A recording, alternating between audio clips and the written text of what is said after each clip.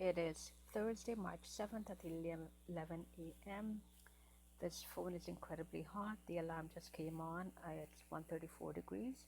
113 is the alarm threshold, but right now CPU was at 134. Now I just uploaded the very top video. It says 959. It should be 960. I'm just about to correct it, and I tap on that video. Nothing's happening now.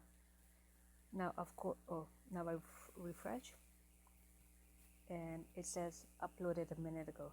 Now the thing is, the reason I'm recording 134 degrees right now, which is extremely hot, the reason I'm recording right now is because that video would not play. It didn't have here the length of it.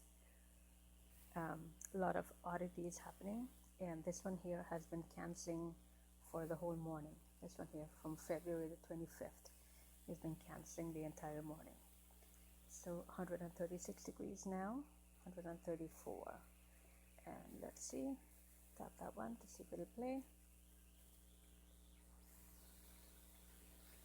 and it is playing. And unfortunately, phone is not working. It's a constant. All right, 140, an incredible 140 degrees now, 140 degrees. So stalker is online, definitely tampering with my phone and constantly harassing me. So what I'm going to do now is I'm going to stop recording and